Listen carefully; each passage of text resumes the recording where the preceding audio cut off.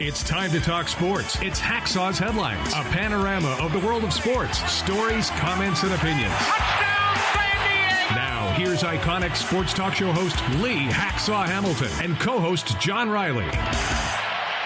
Who wants to talk sports on a Thursday? We do, you do. From the DIXIELINE Lumber and Home Center studios in San Diego, heading towards a great sports weekend, we welcome you to our Thursday podcast. Good afternoon, everyone. This is Lee Hacksaw Hamilton, along with my co-host, John Riley, who dresses appropriately for this podcast, and we welcome you to Hacksaw's Headlines. Our podcast brought to you by DIXIELINE Lumber and Home Centers, 8 locations in San Diego to serve you. Got projects, they've got materials, want ideas. They can be your best friend and your consultant. Go to DIXIELINELumber.com to see all the things they have to offer. John Riley, good afternoon. It is a great day in the Deep South. It's day one of the Masters. We got that. Padres are coming home with a big announcement. We got all things NFL, NBA. Here come the NHL playoffs. A lot to cover. How you doing? Well, I'm doing great. The question is, how are you? I mean, we talked about your auto accident. Are you still recovering? I am playing hurt. Okay. I'm taping a Tylenol to it, and I'm trying to get through it. Doctors told me 4 weeks. 4 weeks? 4 weeks for all the chest contusions and back stuff that I got when I hit a car at 4:30 in the morning on the way to the TV station. A car that was in the middle of the lane, no lights on, abandoned, had just hit a truck. Did you see the Twitter post from Steve Quiss? He said he saw your car because he and his wife were driving to the airport. You know Steve Quiss, goodness. Right? Yes. Yeah. So that's funny that you get 2 sports journalists on the 15 freeway at 4:30 in the morning. Unbelievable. It's been quite a week, and I would not recommend it. But as I said at the end of the last podcast, I learned so much about so many good people. Thumbs up to EMS people, first responders, the CHP, and the people that work in emergency rooms and hospital. They were really impressive because I was in the hospital for 5 hours getting exams. So I'm here. I taped the Tylenol to my chest, one to my shoulder, and we're going to try to soldier on. So if you ever want to make your debut on a podcast, you get a chance to co-host because I'm about to go to the disabled list. But no, thank you for asking, and we're going to make some progress, but it's going to take some time. I would not recommend that experience to anybody. And by the way, I went back and looked at my files, my archives, and John knows I save notes everywhere. Yeah. I never remember ever writing on my bucket list, want to be a NASCAR driver. So here we are. We're going a lot of different directions on the podcast. Most important thing, we do sports talk the way it should be done. We put topics on the table, and then we talk, express opinions. We open it up to you at the end. It's called Fans Forum. John, tell them how people can join us in Fans Forum. And we're going to try an experiment today with something new, like a fans mini poll. Go ahead. Yeah. So if you got a question or comment in the world of sports, just drop your hot take in the live chat on YouTube, on X, or on Facebook. And yeah, we are going to experiment with a little online poll, and we kind of want to see how that works. So stick with us. We'll share it with you. A couple of other items. I write about sports every day of the week. I hope you'll check my website, LeeHacksawHamilton.com. Best 15 minutes in sports. It's written every day. One man's opinion column. I wrote something really funny today about minor league baseball. If you love baseball, and we're a baseball-centric show, you got to check my one man's opinion column. Also, when you go to the homepage on my website, there's a box. Fill it out. Join Hacksaw's Insiders group. That way you get on the email list because John and I send out 2 emails a day. Whether I'm on the disabled list or he looks pretty shabbily the way he's dressed, we send out 2 emails a day to everybody that's part of Hacksaw's Insiders group. Share. Tell everybody what these 2 dummies do at 1:30 Monday and Thursday afternoons. Subscribe. When you subscribe, you'll get all the bonus videos that we put up on the YouTube channel. And you can help us make this thing grow. Thumbs up, hit the follow button, and on Apple, give us a 5-star rating. Helps us grow this a great deal. Are you ready? I'm ready. Yeah. I've seen you play golf. I've seen your ball. It was underneath the right front tire of my car. Yeah. It's day one of the Masters. Let's start and let's just talk about what's going on down at Augusta. Yeah, there's Rory McIlroy. Is he going to go back-to-back? Oh, So here's the storyline as they were teeing off today at Augusta. 91 guys in the field. Strangest field ever, John. No Tiger, no Phil. The enemy was at the gate. DeChambeau, John Rahm from LIV. Then there was who's hot? Who are these guys? Akshay Bhatia and Matt Fitzpatrick. And who's not? Rory McIlroy, bad back. Scotty Scheffler's game, kind of MIA. And look who's coming back. Xander Schauffele starting to play pretty well. And maybe Brooks Koepka. So it's interesting. Those were the storylines as they teed off early this morning at Augusta. So here we are midway through the first round as our podcast starts. Bad back and all, Rory McIlroy is atop the leaderboard after first round so far. He's at 5 under par. Rory's had a back problem for a month. 6 birdies, including birds at 13, 14, and 15. His ball wasn't under the front tire of my car. Yours was. Also at 5 under was Sam Burns. How about this to start the day? Had an eagle right out of the gate at Augusta. Had 4 birdies along the way. So Rory and Sam Burns are 5 under 67 midway through the first round. Traffic jam for second place. In the group at 3 under, still on the course. Scotty Scheffler, whose game's been a mystery this year. He's not been the same golfer. Justin Rose, back in the running. He is at 3 under. They're still on the course. In the clubhouse, Jason Day, the Aussie, and Pat Reed, who came back from LIV. Excuse me, they are at 3 under. Also at 3 under, the most unique story of anybody on the tour. His name is Gary Woodland. He won just 2 weeks ago. Gary Woodland has battled PTSD from brain lesion surgery, and he has really struggled emotionally to be on the course, and yet he's at 3 under, just 2 shots back. Tough day for Ludwig Åberg. He was with the leaders early and fell apart because of double bogeys. I don't know where Brooks Koepka's game's gone because he's not. He's 5 strokes back. He's still on the course. John Rahm, get this, he's 9 strokes back. He's not playing good golf at all. So that's where we are. Those were the storylines coming in when they teed off early. And Rory has roared to the top. And Scheffler, despite struggling this entire first third of the PGA schedule, he's just 2 strokes back. He's still out there. So it's going to be a fun tournament. I love the Masters. I love Augusta. I love the CBS presentation. It's just so cool. Oh, yeah, they do a great job. I mean, the cinematography, in the presentation of it, they get the flowers perfectly in bloom on TV. It's a great event. Did you see the picture of the Masters dinner when they all show up together? And they were all lined up, and it was a group photo. And a lot of those guys, they're a lot older, and so you can't recognize them. But Craig Stadler, you can totally tell who he is. But, this is a great tournament. Now, let me ask you this. The Masters, obviously all the tradition, but there was a time, right, when they were, a discriminatory golf club, right? Yeah, both against African Americans and then against women. But that's, how far back in the rearview mirror is that? Well, I would say the battle against women at Augusta is only 5 years cleared. Now, African Americans, I think, goes back to maybe the 70s and 80s. Charlie Sifford and those guys kind of broke the color barrier, but that's Old South standards, and that's why it was the way it was. But they probably have a lot of other, let's just say, special rules at Augusta, right? Well, they do. There's, would I call it deportment? How you're supposed to act. Mm-hmm. You're not bringing your cell phones. You can be dressed like that. You can't bring your cell phone on the course. But what have they done this year? They got Justin Kelsey on the course as a reporter, loudmouth laugh, ha, ha, ha.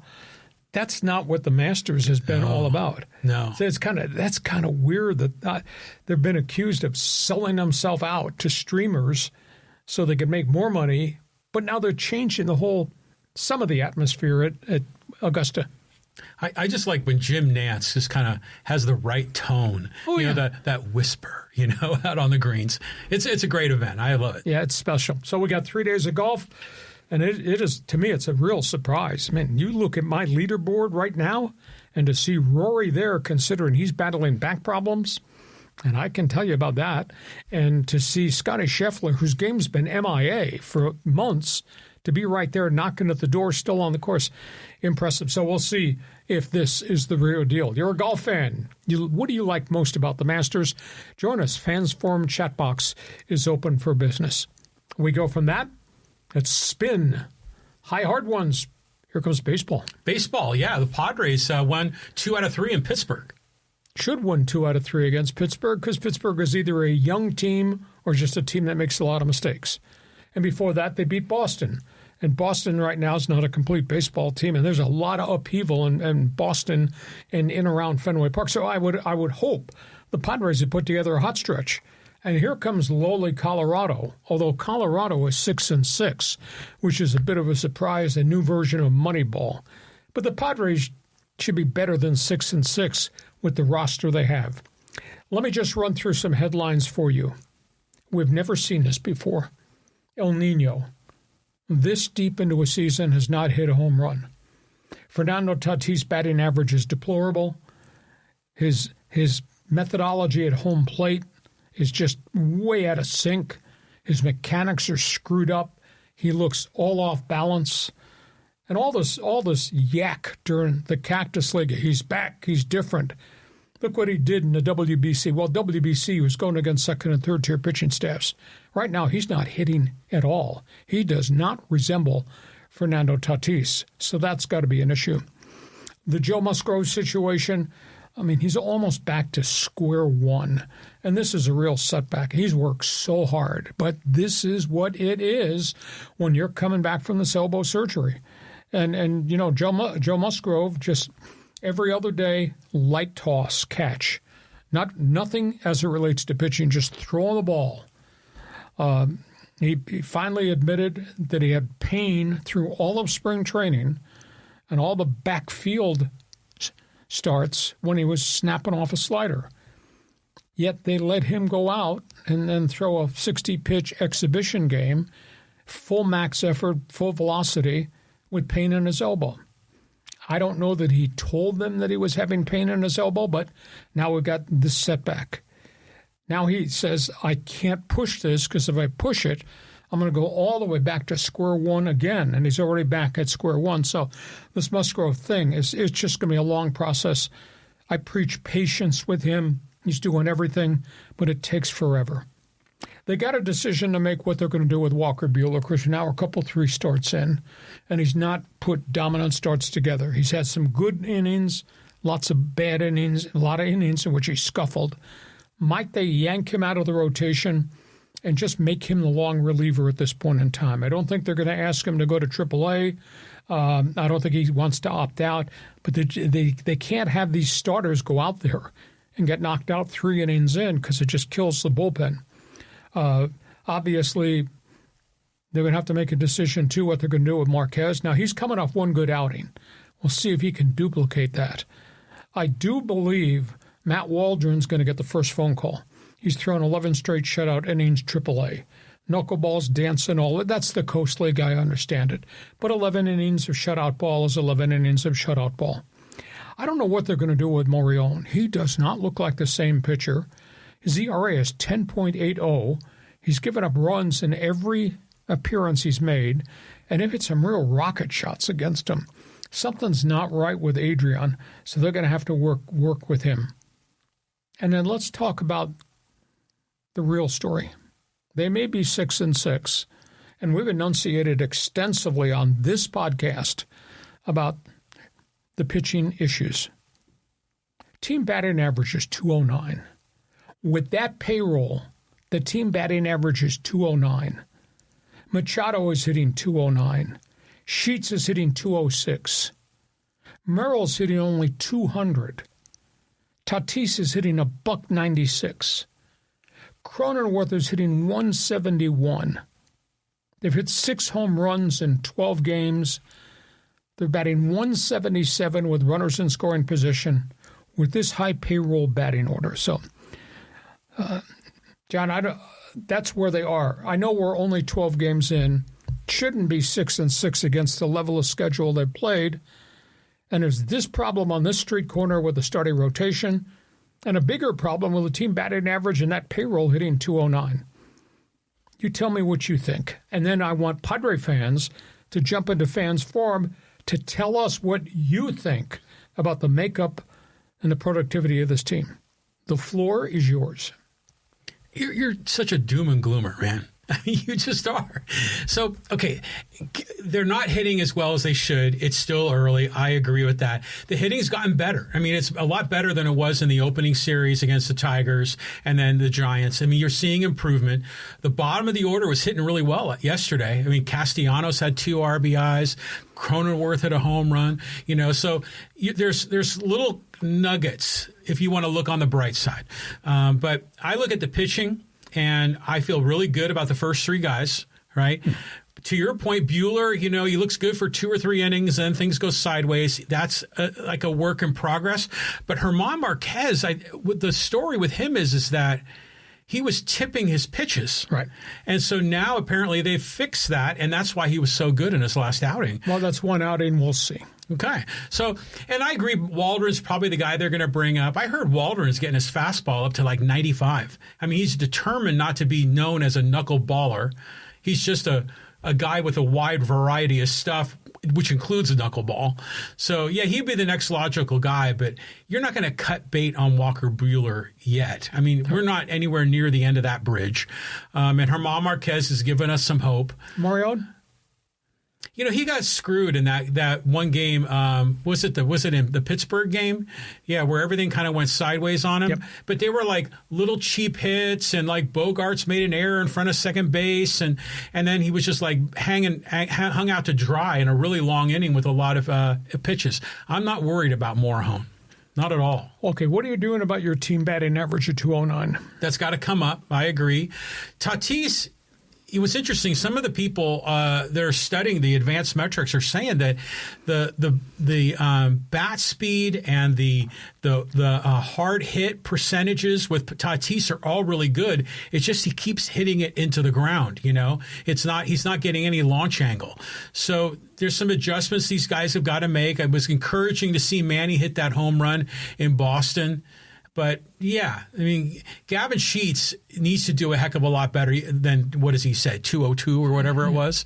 He needs to be batting at least 250. You think they're going to eventually get there, but, yeah, I mean, across the board, like Cronenworth is way south of 200. And Merrill is 200, and this is after Merrill had a substandard season last year. Yeah, and that's a legit point. But imagine this, is that even with the question marks they're hitting, the question marks with their pitching, they're still 6-6. They just won 2 of the last series on the road. I mean, and now they're coming home. Now the Rockies are supposed to be pretty hot. They've won like 4 in a row, right? So I think we're going to find out a little bit more. Usually the Rockies are the ones that always are nipping at the Padres' heels and always can find a way to beat them. It'd be nice. It's a big weekend at Petco. It'd be nice to win at least 3 of these. Okay, you're a Padre fan. Observations of what we've just talked about. 6-6 is not acceptable to me considering who they've played. And the payroll and what they're getting out of the players on the payroll, to me, is not acceptable. I know it's small sample size, but please, these are veteran, established, so-called stars in Major League Baseball. Padre fans forum chat box is open for business. Jump on board. Okay, we go from that Padre topic to this Padre topic that's really kind of cool. Yeah, the new City Connects. They just made the official announcement today. Yeah, this is cool. So, a couple of years ago, they unveiled, but at first time I looked at them, John, I said, oh my God, those are softball uniforms. They look terrible. And they grew on me. Yes. And obviously they were colors of San Diego, the sunshine, the beach, Mexico, its tradition. They really were cool. In fact, I thought they probably had maybe the best City Connect uniforms across the path in baseball. So they had that for a couple of years. Now they've relaunched. Now this one is a little bit different. This, I think, you have to correct me, is in honor of the bi-border celebrations of San Diego and Mexico. And this is a salute to the history of Padre baseball because it reverts back to dark blue jersey. The piping is from the Steve Garvey, Tony Gwynn era. It's got obviously the array of colors. And then it's got the World Series colors of the blue and orange with the Padres, a.k.a. Kevin Brown era, were really special. They are really kind of snazzy. It's got kind of a unique logo honoring the bi-border sleeve patch of La Catrina of Mexico. So that's really neat, too. The only thing that I don't like the script San Diego across the front. You remember in the Garvey era, they had the lowercase Padres, Padres. They should have put that on the front, which would have made it really exceptional as a true throwback to what it used to be. I like what they did. I love the hats. Oh, the hats are going to be. Can you go get a couple of hats for us? Yeah, those are nice. Those hats are really cool. So, again, this is all about selling the merch, as you would say. Yeah, exactly. The Padres hit a home run with that. Maybe some of those home runs will translate into the batting order. We'll get a look at some of these other pictures. I mean, I kind of took these from the Padres Twitter page, but look at those boys. They're all lined up right there. Yep. And then we've got a couple other photos to share. This is the one with the patch of La Catrina, which is, it's like the Dia de los Muertos, Day of the Dead. So I really, really like this artwork. And then here's the white hat that you love. I love that. Yeah, it's a sweet looking hat. Nice lid. This kind of looks a little bit like the spring training hat, when they had the cactus on there. I don't know. Is this like an alternate hat? I'm not sure. Probably so. And it's also a throwback to the original when the Padres were blue and white or blue, orange, and white. That was their cap. Yeah, I agree. I mean, this is a great look. I mean, I'm really pleased with this. Yeah, so that's neat. Okay, so we're introducing a fans poll. I don't know how this works. If you hit the wrong button, you might get your driver's license revoked. But, John, explain how baseball fans watching this podcast can vote. Yeah, we already got some people voting. So, this is a feature that's in our new streaming software. So the way you vote is you just put a number 1 or a number 2 in the live chat on YouTube, on X, on Facebook, and then that will convert into whether 1 for yes. Do you like the Padres City Connect uniforms? 1 for yes, 2 for no. Just drop that in the live chat. Let's see what we get. Yeah. So do you like those deals, or do you like the softball uniforms that they first invented? I like them both, but they're both great. I mean, when I first saw the softball uniforms last year, I was like, what is this? And then when I learned more about the background, the culture, the rationale for the colors, because it's a bi-coastal, bi-cultural, San Diego, Tijuana, Baja, all of that, then it really made sense to me. And you like lime sherbet, so it fits. Yeah, it fits. But I know I have friends of mine that just absolutely despise the Padre uniform. It is a love-hate thing. But the women really gravitated to a lot of these colors. I think it was good. My gripe with last year's is that the sleeves were different colors. It just looks softballish. Yeah, and not symmetrical, But the new ones, I'm with you 100%. I love the hat. That hat is fantastic. And I mean, it reminds me of, remember the Oakland A's in the 1970s? The manager and the coaches would wear white hats. Yep. And the players would all wear the green hats. So I really like that. It's got that throwback idea to the 98 World Series team, those colors, that's color scheme. I love how they're leaning in heavy on Dia de los Muertos. I think that makes them stand out, and I think it's a good way to show appreciation to what's going on in San Diego. The dark blue is it doesn't really excite me, but all the piping, the sleeves, all of the accessory colors really make it work. Full disclosure, I don't have a lot of shortcomings in my life, but I'm partially colorblind. Oh yeah, I thought that was brown. And wifey says, that's not brown. That's a deep navy blue. How am I supposed to know? Because you're colorblind. But yeah, it is. It's a very dark blue. So I like it. So vote in the Fans Forum poll if you want. Just punch one of those buttons in. Okay, we go from all things Padres, baseball-centric. Let's talk Dodgers-Angels. Dodgers-Angels. Let's bring up the big board here. We got big bats, big heat, and a beam brawl. Yeah, let's first of all talk about all things Ohtani. ERA, 0.00. Blutarski numbers. And, I mean, his stuff is electric. He was clocked at 100 miles an hour in Toronto the other night, John. He's just throwing BBs, throwing strikes, and he was laboring. He got through 6 innings. He said, I didn't have my stuff. He was clocked at 100. So that's impressive. Now, there's a bit of a flare-up involving Ohtani. This is coming from opposing dugouts. They are beefing at the umpires, that the umpires are giving Ohtani too much extra time to get ready. Now, remember, Ohtani is leadoff hitter and starting pitcher. So Ohtani completes the top half of the first inning, has to go to the dugout, get his bat and his helmet, and go to the plate. And they're barking that he's been given too much time to make that transition.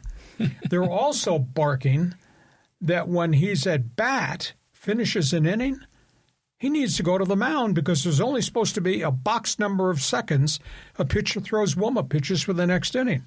And the umpires are allowing Ohtani to have additional time because he was the last guy at bat. Now, the only thing I'll pose, you have the same set of circumstances with a catcher. If the catcher's the last guy at bat, it takes time for him to go back to the dugout and put on the gear. Yeah. The umpires give them an allowance to get that gear on and come back. But they don't need warm-up throws. Well, but sometimes they allow them to have the throw. So I'll be intrigued. What do baseball fans think about that situation? Meanwhile, Dodgers are playing home run derby early in the season, whereas the Padres team batting average is .209 and have a league-worst 6 bombs. Everybody's hitting home runs in the Dodger lineup. Teoscar Hernandez, Kyle Tucker, Will Smith, Freddie Freeman. And how about Andrew Pages? Andy Pages' batting average is like .435 right now with pop. So the Dodgers are hitting the ball really well. Angels, I got all kinds of issues on the field. You think Padre batting averages are poor? Angels have 9 guys hitting .220 or less. 9. Joe Adell is hitting .320. He's having a phenomenal first month of the season. Mike Trout's average is down to $1.90. The Angels have guys in their starting lineup hitting as low as .083. They're just not scoring very many runs. And then there was the Brawl. Jorge Soler, Ray Lopez, Angels, Atlanta Braves. Now, the background on this is Soler is 14 for 25 against Lopez in his career with 5 bombs. Soler hits a home run in the first inning against Ray Lopez. Lopez hits him in the second inning. Next time up, third at-bat, one sails over his head, and Soler loses his mind at home plate. He walked to the mound with the bat in his hand, and Soler is a big guy. And Lopez walked off the mound like, come on. Lopez has the ball in his hand. Yeah. So Soler goes in, he dives in, starts throwing punches. And here is Lopez with a ball hitting the guy in the head like he had a rock in his hand. Right. 7-game suspensions for both of them. So there's a huge question. And Lopez told reporters afterwards, walked off the mound and said, "What's wrong? Not intentional." Soler told reporters the guy slurred him in Spanish about not having courage or manhood or guts or something, lost in the translation. So that's quite an ugly story there. Reaction to Ohtani? Extra time? Should the rule for Ohtani be different than the rule for the catcher's got to put on his equipment? And your reaction to the Angels' batting averages and beanballs? Well, this is for Shohei Ohtani, so we have to have a special rule for Shohei Ohtani. You're just speaking as a Padre fan wearing a Padre hat. I mean, it's Dodgers, Yep. all of this. So he definitely deserves extra time. I mean, because before the pitchers, before we went to the designated hitter and the pitchers actually hit, they had more time between innings, but they weren't so militant on the timing like they are now. But I just saw like a clip of what was it? One of the players for one of the teams was really upset because he was approaching home plate to bat, and Ohtani's still going through his warm-ups, and he was kind of, chirping. And then Dave Roberts is in the dugout going, "Oh my God, what's going on here?" Everyone picks on us because we're the Dodgers.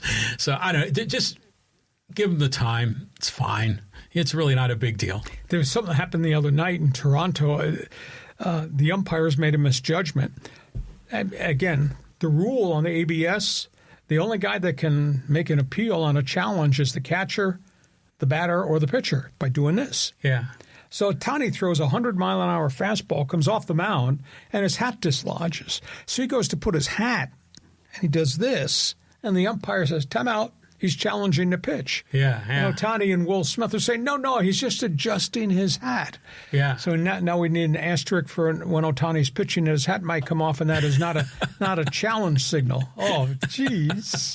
They have to have a special challenge signal so he can do it in Japanese. Yeah, okay. What do you think about the Dodgers the Angels situation? Okay, well, yeah, Soler is a big dude. I mean, but they are clearly targeting him because he's always mashing, and, he's had that great track record against Ray Lopez. But it was weird. It was like a delayed reaction.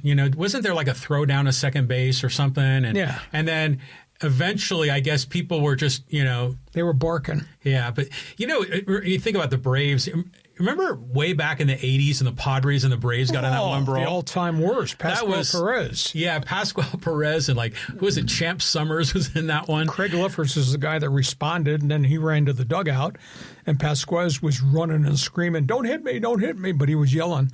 But Pascual Perez had a history of beanballs. Yeah, he did, yeah. That was an amazing... That was an amazing moment. That was a bad brawl. That was like 1983, maybe? It was pretty bad. Yeah. So, but anyways, these guys, you get in a brawl like that. Yeah, that's 7-game suspension. That kind of makes sense to me. It's too bad because, Soler, is he one of the Angels that's hitting? No. He's not even hitting, so maybe they won't miss him. He's hitting home runs, but he's not hitting for average. Okay. Oh, it's Joe Adele that was the one who was hitting really well. Yeah. So, the Angels are going to need him at some point here. Okay. So, you got a comment on the Dodgers? Do we need an Ohtani rule with an asterisk? You got a comment on the Angels? Feel free. Jump on board. One other baseball note. Let's just talk about saying goodbye to somebody who is a really special player. And we'll talk about one other interesting story here. This involves Davey Lopes. He just passed away at the age of 80 privately. Very private man. Hell of a guy. He didn't get to the majors till he was 27 years of age. And then Davey Lopes passed away at the age of 80, spent 16 years in the show, spent 10 years as a starter with the Dodgers, became a coach, became a manager first, then became a coach with the Dodgers, Padres, Athletics, etc. Steady. That's the only word I can think about what Davey Lopes was steady. And he was part of that great infield. Garvey, Say, Lopes, Billy Russell. Those 4 guys played together almost for a decade, which that's unique.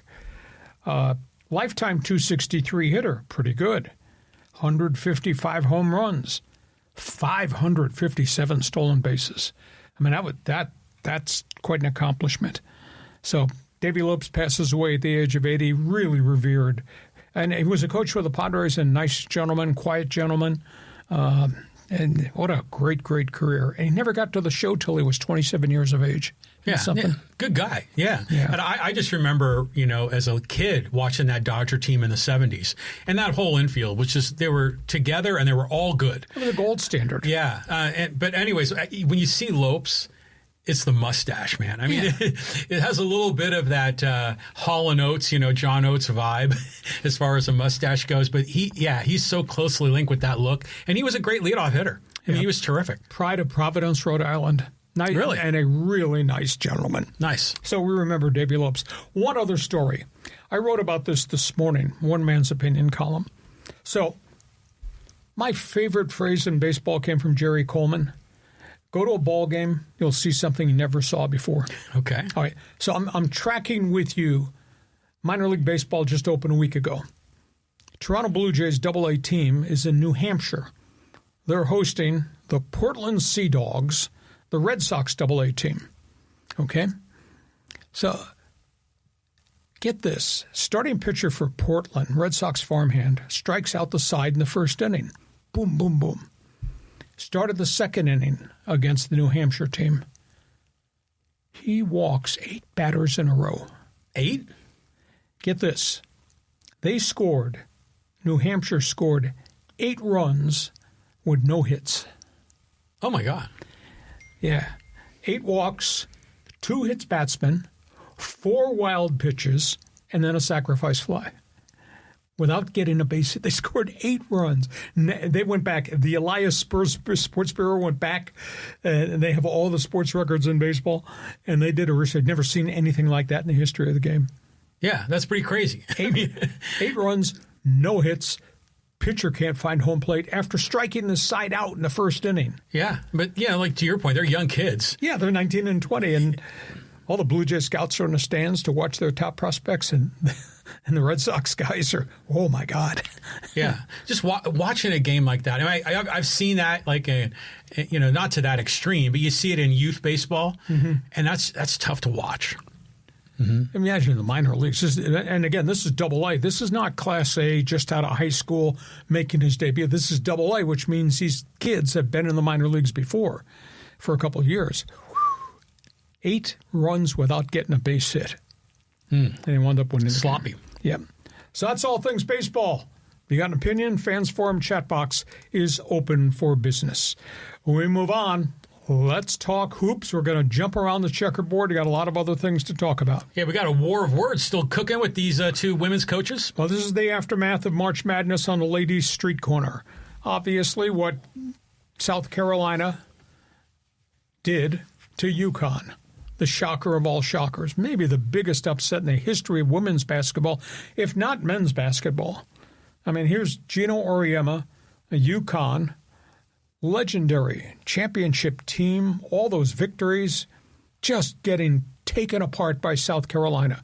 And then the post-game handshake line, he started to scream at her about refusing to shake his hand before the game started. She said, I did. Anyhow, then he proceeded to rage, had to be pulled by his team's assistant coaches away from Dawn Staley. And then in the post-game press conference, he did it again. He went after Dawn Staley. He went after the referees. Finally, the next day, he apologized, like 12 hours later. To me, it's a little bit too late. But Gino Auriemma said, I respect women's basketball. I respect all these coaches that have made women's basketball what it was. Dawn Staley deserved better. I should have been better. He never shook her hand, any of the assistants' hands, or any of the South Carolina players' hands, which is really stunning. And then yesterday, Dawn Staley, in her response, indicated, let's move on. Gino is what UConn represents. It was an emotional minute. This moment should not define Gino Auriemma's career. I thought that was really, really classy. Yeah, I mean, he did the right thing. I mean, just to say, hey, I screwed up. Oh, big time. Big time. And, Dawn Staley, to her credit, just says, yeah, let's turn the page, move forward. But, Auriemma hadn't lost a game all season. He was like 38-0 or something like that going into that game. Yeah, but it wasn't that they got screwed on a bad call or if they lost the game 68-67. They got their doors blown off. That was a team that was averaging 88 points per game, and South Carolina limited them to 48. Yeah, because it seems like Auriemma's ego was bruised or something by this whole thing. And then his reputation got bruised. Yeah, and then he's got to, point the finger and blame someone else. Yeah. So it was good to see them solve that, but that was classless what he did, and that's pretty classy the way she responded. And they're both great coaches, both great programs. But I stood there and I watched Auriemma lose his mind at the end of the game and act the way he did. And I said, how is that humanly possible? But he's a bully. And this is the same guy that keeps his starters in when they're beating somebody 104-35. So I'll leave it up to you to determine whether you like Auriemma and his style or not. We were just praising him like a week ago. Yeah. About the godfather of women's basketball, all these records, all these championships. Yeah. So that's where we are with that. You got a comment about the aftermath of March Madness? Oh, by the way, speaking of getting dismembered and run out, how about Michigan? Fab Four, transfer you. My God, what Michigan did Monday night in the playoffs. Oh, yeah. They looked terrific. I mean, it was a beatdown, you know. I mean, UConn was competitive for a little while, but it was a hell of a victory. Got a neighbor over here. He's flying his Michigan flag out in front of his house right now. He's so fired up. It's been since Steve Fisher era when they won last time. Since the Fab Five era. Yeah. Replaced by the Transfer Five era. Well, I don't think the Fab Five ever won a national championship. I think they were in the championship game one or two times, or certainly the Final Four twice. So I think you have to go back to '89, Fisher, when he took over for Bill Frieder. Yep, it was fascinating. Okay, got a comment on what happened in March Madness? Feel free to join us. Next topic. Hey, let's keep going. We go Lakers. Team in trouble, Lee. Oh, my goodness. You know, we spent the last 3 weeks talking about how this thing had come together. We talked about them and J.J. Redick's structure, how they were buying in. I mean, you go 18-2, that's a pretty good run, and they beat some good teams. And with the snap of the fingers, they don't have any starters. Luka Doncic is gone. 6 weeks hamstring. In fact, he's not in L.A., he's in Spain for special platelet injections in his hamstring. They don't know how deep into the playoffs it'll be before he comes back. And then Austin Reeves goes down with an oblique injury on a fluke play. Didn't get hit, just landed at a weird angle. He's gone 4 to 5 weeks. And LeBron has to carry all the mail. He plays 39 minutes one night, wakes up the next morning. He's got arthritis flare up in his foot. And he's not played since that point in time. And then the last Lakers game, they've dropped 3 in a row now after this hot spell. The last Lakers game, J.J. Redick got into it on the bench in front of the whole world to see. He benched Jared Vanderbilt. He benched Rui Hachimura. He benched DeAndre Ayton for crappy play. And Vanderbilt yapped back at the coach in front of everybody, and everybody saw it. So J.J. called it just a flashpoint emotion. But you can't have players doing that in public with your coach, especially when the player's playing like crap. Hachimura wasn't playing a lick of defense. He got benched. And Ayton, big man, a.k.a. Big Stiff. When they need him the most, he plays 23 minutes, has 1 basket, has 3 rebounds. His plus-minus on the floor was minus 26. Yeah. My goodness gracious. So they've gone from 3rd in the West. Now they're 4th in the West, and just behind them is Houston, which is knocking at the door, going to the final weekend of the season. They could wind up 5th in the West, which is going to give them a bad matchup. Why? Because who the hell is in the division ahead of them? Denver's 52-28 now. OKC's got 64 wins. San Antonio's got 61 wins. And the Lakers don't have Luka, don't have Reeves. I don't know if the Lakers get out of the first round of the playoffs. And what a shocker, John, consider how well they played during that 18-2 run. Yeah, they were looking great. Yeah, but on one level, I kind of like the fact that J.J. Redick is trying to get his team to play hard. All of them. All of them. But I'm just kind of reading between the lines. I would think that players like Vanderbilt and, Hachimura, they're probably thinking, hey, man, we don't have Luka, we don't have Reeves, and then old man LeBron's got arthritis. They're probably just saying, well, let's just kind of show up and we'll just hang out for a while during the game, and no urgency, right, to win. And so it was good for J.J. Redick to hold his guys accountable. He unfortunately had to do it out in public, but how can you have a player yap back at a coach in public? Well, because again, a lot of weird emotions going on. To your point, because this whole team's done a big U-turn, so it's kind of weird, the whole thing. So, yeah, I mean, if they're the 4 and a 5 will face each other, right, in the playoff, So who knows who that 4 is going to be? Is that 4 going to be Houston? Is that 4 going to be Denver? Obviously, Lakers will tumble to 5, and of course the other guys got the play-in games. But end of the day, if you don't have your big 2 or big 3, oh yeah, they're toast without Reeves and Doncic. One and done. One and done. Yeah, for sure. Just awful. Laker line is open for business. Fans forum chat box is open. Last basketball topic before we get to halftime. Yeah, we got some an end of an era at San Diego State. Yeah, let's just talk about where the Aztecs are. Part of me says I understand it. Part of me says, gee, you're doing this to this coach? Aztecs have 5 guys in the transfer portal. 5 most important guys supposed to come back, all in the portal. Brian Dutcher's record at San Diego State is 220-79. Good culture, good tradition, good community response, good style of coaching, good development of young players, and these guys are bailing on them. And now, Miles Byrd, in a bit of a surprise, is announcing he's going to Providence College. Providence College has just announced it. You know, his name had surfaced a whole bunch of places. Cincinnati, where Jared Calhoun from Utah State just went, Baylor, Louisville, and a few others. But at the end of the day, Miles Byrd played here for 4 years. He is not a complete basketball player, really good defensive player. He's a unique freak of an athlete with a 6'10" reach span. Who's going to Providence. They're going to try to rebuild that program. But I guess the thing that shocks me is he's gone. Magoon Guath, who's light years away from being a complete player, only byproduct of the injuries.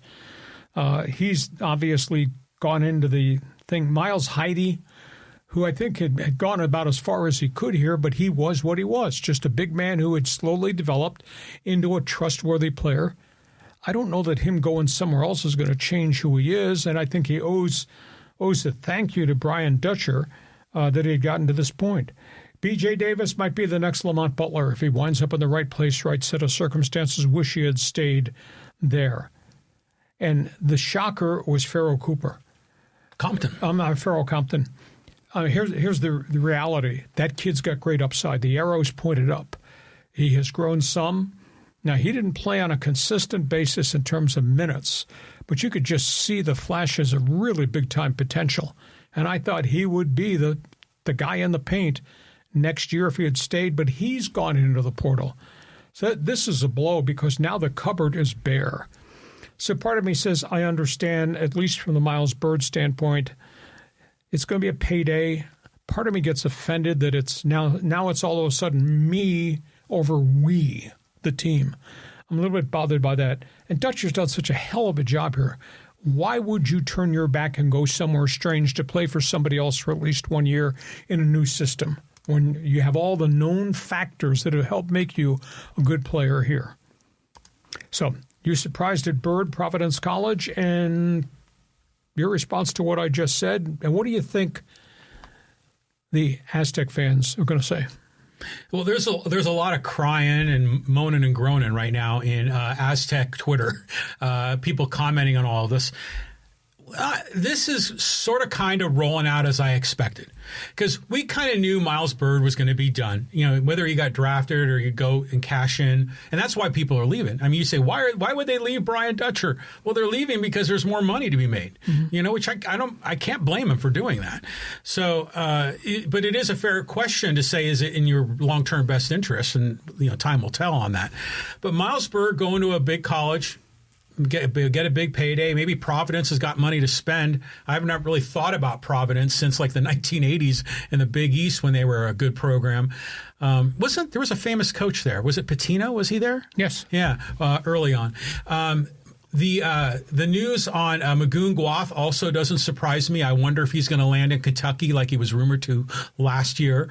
And then B.J. Davis, a bit of a surprise. Miles Heide, a big surprise, because I remember that Dutcher really made a personal effort, more so than his assistant coaches, to recruit Miles Heide and knew it was a long-term project. And I'm surprised that Miles would consider leaving because of that relationship. The Farrell Compton thing, you're right. He's arrows pointed up. But, you know, he didn't get as many minutes as he probably would have liked to have played. He made a lot of silly fouls, but that's coachable. That's fixable. Sure. So in the end, this is not too big of a shocker. And who knows, some of these guys might still come back. because players have done that. They've entered the portal, looked around, and they came home. We just got to hope that guys like Elsie Harrington, Taj DeGorville, Tay Simmons, hopefully those guys are sticking around. But these guys are really foundational players. Oh, they are. Who had world of experience, and it's a setback. End of an era. Aztec fans, feel free. Join us. Fans Forum. Chat box is open. Miles Bird, Aztec, FRIAR. Miles Bird, SDSU to PC. Good program trying to fix itself with a brand new coach who came from South Florida. Those are topics. The first half of this podcast is now complete. Now we get to halftime. Still to come, Fans Forum chat box at the end of the podcast. This podcast brought to you by DIXIELINE Lumber and Home Centers. 8 locations to serve you. Take it from here, John. Talk about windows, talk about doors, talk about new homes, talk about renovation of your home. Yeah, right here. This is a custom home build here. And you can see they're putting in a stairwell. They're putting in brand new doors and windows in this custom home. This is in San Diego County. And DIXIELINE provides all the building materials for so many of these custom homes that are going in. And even if you go onto the DIXIELINE website, there's some idea galleries, and it'll show you a lot of these projects that have been done, whether it's custom home rebuild or builds, or it's been remodels. A lot of projects that DIXIELINE Lumber has been involved with have assisted the homeowner, have been a partner with the contractor or builder, and got the quality building materials, Lee, to get the job done right. So, yeah, DIXIELINE been here for 100 years. You got projects, they got materials, you want ideas. Go to DIXIELINE.com just to see all the things they have to offer. And just a reminder, because this is a guys-driven podcast, and I bet a bunch of you guys are do-it-yourselfers in your garage or in your basement, and you got projects, check out the tools section at DIXIELINE Lumber. Just go to DIXIELINE.com. We are at halftime. Our podcast rocking and rolling on a Thursday. Just a couple of reminders. We do sports talk the way it should be done, despite the way we are dressed. We do topics on the table, and then we have opinions. And then when we're done, we open the door and let you come through and pull up a chair here at this table. It's called Fans Forum. And John, for people on live stream who have never experienced and interacted with us, aside from yelling at the screen or yelling at their phone, how do they get into Fans Forum? Yeah, so you just got to go to the live chat, where the comments are, right below the YouTube video or right below the Facebook or Twitter, and just type in your comment, your question or comment in the world of sports for Hacksaw. We'll see it on our screen, make it a good take, and drop it there, and we'll see it. We'll get you involved in Fans Forum at the conclusion of Hacksaw's headlines. And a reminder, you can help us grow this podcast a great deal. We don't charge you anything to be part of this, but actually we do. From this moment forward, we're charging you. You got to hit the thumbs up button. You got to hit the follow button. If you're on Apple, hit the 5-star rating button, because that helps us grow this a great deal. If you like sports, please check my website. I write about sports every day of the week. LeeHacksawHamilton.com. The best 15 minutes in sports. It's their first thing every morning. In addition to my One Man's Opinion column, check that out daily. Want you to join Hacksaw's Insiders Group. You can get the newsletters that John and I put out twice a day, one in the morning, one in the afternoon. Sample it. Just fill out the email box. I think you'll really enjoy that too. Share, subscribe, tell everybody what these two dummies do Mondays and Thursdays at 1:30, or what the best dressed guy and the other dummy looking like this does Mondays and Thursdays at 1:30.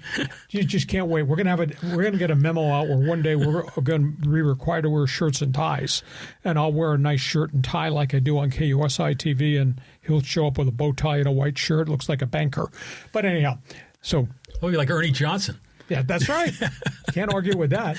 So invite you to share, subscribe, tell everybody. And when you subscribe to the YouTube channel, you'll get the alerts, ding, ding, ding, ding, every time you put additional videos up on the YouTube channel. And, of course, we want you to help us grow this thing by giving us the thumbs up, hit the follow button, and the 5-star rating. Okay, we move on. Second half. We got a lot of other topics here before we get to the Fans Forum. John, take it. So let's go with the NFL here, Lee. We got the big board. We got the Chicago Bears. Yeah, a really sad note in the National Football League. Hall of Famer Steve McMichael, legendary defensive tackle, nose tackle. He was part of the 85 Bears, the Mike Singletary, Jim McMahon, Mike Ditka, Chicago Bears. Steve McMichael has passed away. Spent 14 years in the National Football League, virtually all of it with the Bears. Boston University finally released the autopsy report. He died of acute CTE. And again, that's what you get from playing 14 years at that position in the National Football League. That autopsy report just came out. In Atlanta, the new coaching staff of the Falcons has banned their top defensive end, James Pierce, from the offseason workouts. James Pierce was a draft pick, had a mystical season last year as a rookie. He was involved. He's been charged with 3 different felonies, terrible domestic abuse case with a WNBA player that he was dating and tried to crash his car into hers as she was going to the police, then got confronted by the police, tried to assault the police with his car. He's in huge trouble. He's not going to play football. He should be in prison. James Pierce has been banned from the offseason workouts from the Atlanta Falcons. Interesting storyline involving the rich quarterback, Kirk Cousins, who's gotten these mega paydays everywhere he's been. Redskins, Commodores, Vikings, Atlanta Falcons. Now he goes to the Raiders.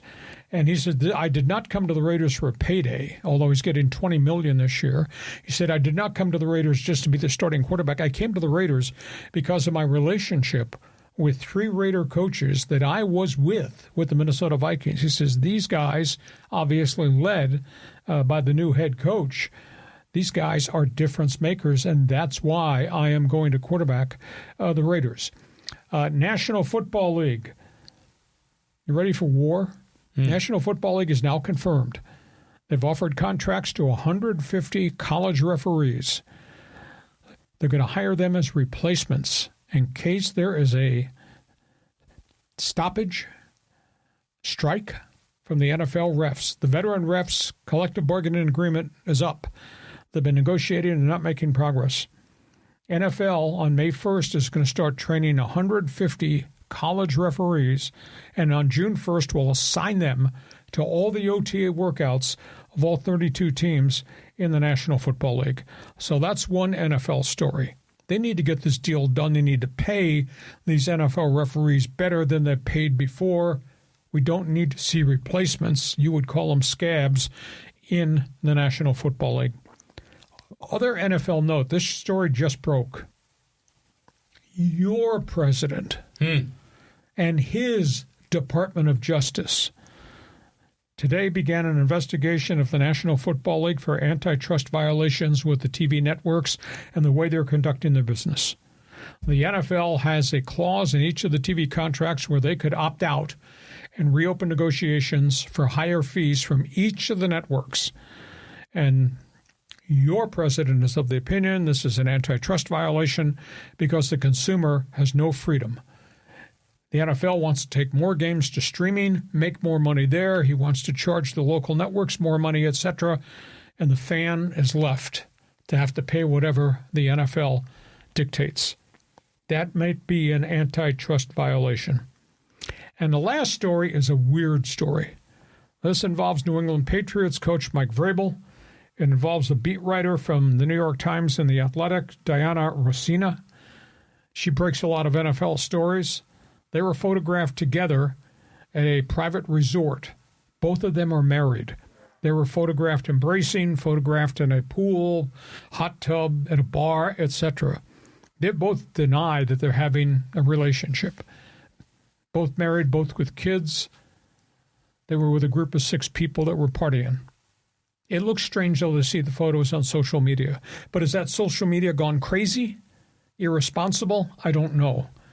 And I guess the bigger part of that question is his private life, her private life. If they're married, maybe it ends up in a divorce. What has that got to say? What do we have to have to care about that?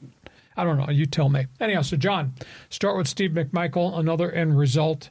Because the minute the CTE autopsy came out from Boston University 2 days ago, all I could think about was Cam Scatterbo and what he said with the New York Giants 2 weeks ago, which I thought was rather sad and rather stupid. But anyhow, start with Steve McMichael and work your way through whatever you want to talk about. That 85 Bears team is special. Oh, forever. Just and so many characters on that team. Him and the fridge. Yeah, but McMichael, didn't he have like long hair as a bit of a wild man? Mongo. they called him, nickname. Yeah. So Played at Texas Tech, just a warrior.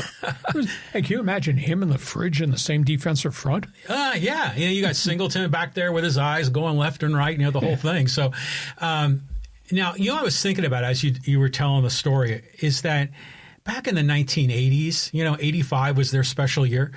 The helmets then are nothing compared to what the helmets are now. No, technology and sports medicine has done a hell of a lot, and they're still not done doing research to make it even more safer for the players. Yeah, I mean, sometimes I'll see photos of like really old-time football guys like from the 1950s, and the helmets are like barely fit over their skull. Yeah, but John, that was 70-plus years ago, and the guys were not 6'5", 290, run-like-hell weightlifters. Yeah. So it's a different world now, but I'm glad that we're all paying attention to this, yes. And that's part of Steve McMichael's positive legacy. He's just helping contribute to science, which is going to hopefully help resolve the issue. The other stories here, the one that you were talking about with Trump and going after the NFL on an antitrust thing. Trump had a grudge with the NFL because he always wanted to buy in the league. I think when the Buffalo Bills were for sale, he was trying to be one of the bidders, and the NFL owners wanted nothing to do with him. Well, that's because of his experience in which he did things in the USFL that were against the Constitution. Rules, I don't have to pay attention to rules. He wrecked the USFL, and they voted him out. Yeah. And nobody in the NFL would touch him. But yet, your friends voted him in as president. Yeah, so I think the point is Trump holds grudges, and he'll weaponize his Department of Justice, in this case, to go after the NFL. The Patriots thing with Vrabel, I thought the Atlantic said it was nothing, So, I don't know, we're just so used to seeing, people in hot tub and pictures, and it's usually like Epstein files or something. Yeah. But Vrabel has always struck me as a man of character. Yes. This seems very... I think it's bizarre, but do we even need to know, or is this social media run amok because it's become sludge? Yeah, it's a bit of that. It's people looking for a story to tell. So I'm not concerned with that at all. Okay. That's all things National Football League. You had an opinion, feel free, jump on board. We'll talk about that. Next topic, we got Hockey Hotline, Kings and Ducks. We're going to the final week of the season, and both these guys are on the skids. The Ducks, they've lost 6 in a row. They've stopped scoring. Now, part of this has got to do with injuries. Cutter Gauthier got hurt about a week and a half ago. Part of this, goaltending's gotten shaky. Part of this, some of their veterans have stopped scoring again. Boom, have disappeared off the score sheet. And they've gone from first place to third place and might tumble farther going to the final week of the season.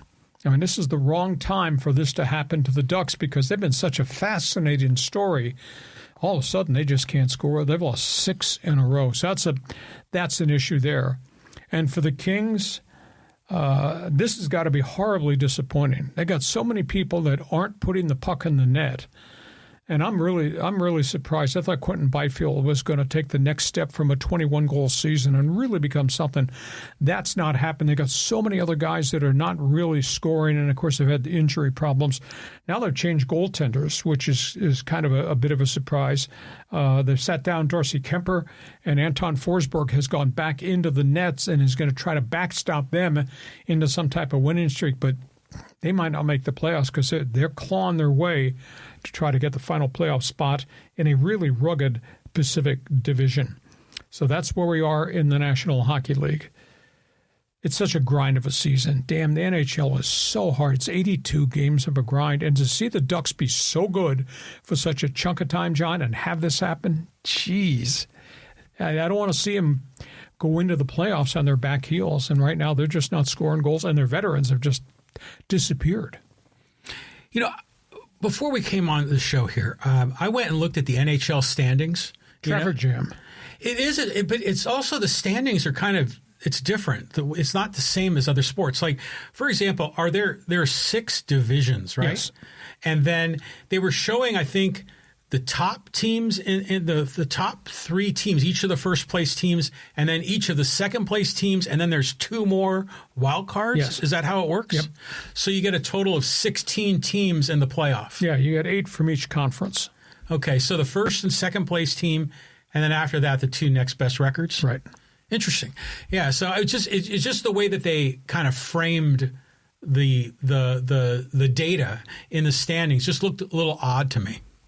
I'm going to make you a hockey fan, as confusing and hard as it might be. Yes, I want to learn more. Because there will be a written exam when the playoffs start, and you will have to answer questions about what's the difference between back checking, forward checking, cross checking, and things of that nature. I'll get back to you after I have my New York Islanders history lesson. Okay, that works. Okay, Hockey Hotline, that's open for business. O Canada Network invited to join us too. Last topic on the table. We're going to spin back to what was the first topic. It was about golf, but this is about Tiger Woods. Yeah, look at this big board. A lot of comments in the clubhouse, Lee. Obviously, the conversation leading into the first round of the Masters today was about what has befallen Tiger Woods. And it's really interesting because guys for the first time have really spoken out from a different number of opinions. But these are some of the best quotes from the players' press conferences. Tiger Woods is in Zurich, Switzerland, privately in drug rehab. This is the 3rd time he has been in rehab for either alcohol or for drug addiction. Players said he's the titan of the game, and they really miss him. Another veteran player, Jack Nicklaus, said he is in his pain, and his pain is a really rough thing. Third player said there's time for accountability for this guy. Another, Gary Player, said it's selfish of him to drive and create the risks he did. Other guys said we're pulling for him as a human being. Other guys said show compassion, have a soft heart. So there's pro-Tiger guys, there's anti-Tiger guys, there's guys that would like to help him. But, at the end of the day, Tiger Woods has become a recluse. Tiger Woods pulled away from all those guys on the tour. He does not have a lot of relationships with the players on the tour. And Tiger Woods has his own set of problems, and Tiger Woods was in denial. And Tiger Woods, everybody in his inner circle, John, was an enabler. To me, it's a huge, huge question. I don't think he's got a lot of close comrades on the PGA Golf Tour. He's living in an isolated world that he created because of all of his problems and the decisions that he made. Response. Well, the quotes on the screen, show that there's some compassion, amongst a lot of the pros. I mean, they're feeling it with him, and that's good. I mean, he is going through it's a drug issue. It's a medical issue. The addiction is part of becoming a medical issue. And that's why he's getting treatment, and he needs help. And so I don't think the stars and the PGA guys in the clubhouse are ready to throw, an American demigod under the bus. They're not gonna slam him. I think they're just going to extend love, and we're going to hope he gets the help he needs. The golf writers that I network with say that he doesn't have a lot of friends on the tour that play the tour. Now, I can believe that because he is always kind of separated himself from the rest of it. He wasn't always one of the guys. He was always kind of in a different spot. He was always sort of like in an ivory tower above everybody. He was there and everybody else was here. Yeah. That was the vibe. Now, I don't know what his relationship was like with some of the guys. I'm sure, he had some friends and some guys he probably didn't like. But after going through all this crap, with all the women, the drugs, the car accidents, everything else, I'm sure he's reeled back. Tiger has, and he's probably not going to some of the other pros and trying to get some advice and guidance, from the guys that are playing in the PGA or in LIV now. He's probably going to his family and some other folks. Tough storyline. We'll see where this story goes. Okay, we have done our job. Your chance to take over the podcast. There's a chair over here on the right. Want you to pull up a chair, jump on board. Here comes the Fans Forum chat box. This podcast brought to you by DIXIELINE Lumber and Home Centers. 8 locations in San Diego to serve you. You got projects. We've got materials. You want an idea or two? They can be your best friend. They can be a consultant. Just go to DIXIELINE.com to see all the things they have to offer. John, I'm ready. You're ready. I know those people have opinions. They're ready too. Yeah, everyone's ready here. So let's go here to Jorge, talk some Dodgers to kick it off. Hey, how about them Dodgers, Lee? They look good these last days. Blue Jays didn't look like the same World Series team that played on October. Toronto's got pitching problems. They don't have Trey Savage. Now suddenly Max Scherzer's got forearm problems after one really quality start. Blue Jays are dinged up in the rotation. Blue Jays are not hitting right now. I'm not going to say last year was a fluke because that team really came together. But Toronto's not playing the way Toronto played at the end of last season. And the Dodgers, home run derby. And Ohtani looks magnificent. And even though the Dodgers are a little bit short in the starting rotation, they're so deep in pitching, so deep in talent. So pretty good start at 9-3. That's pretty impressive. Yeah, I mean, given they are not without warts. There are still some little problems here and there. They're all fixable though, and they got all the depth. They're going to be just fine. Did you see? There was a clip I saw from one of the games, Dodgers Blue Jays, and it was it Teoscar Hernandez, giving Vlad Guerrero the business, kind of like hitting him in the helmet or something like that. And I don't know if it was just playful or. I think it was because I think the Teo was laughing at him. But okay. I don't think Vlad took it that way. Okay. It almost had vibes like, who was that guy that played for the Dodgers and the Mariners, just went in the Hall of Fame. And he was also on the Rangers, played third base, Beltre. Mm-hmm. Remember, he didn't like to have his head touched? Yeah. It kind of had those sort of vibes. So Dodgers are pretty doggone good, and we're just very early in the baseball season. Hey, the host of this podcast, the one that's really well dressed today, said they're going to go 102-60.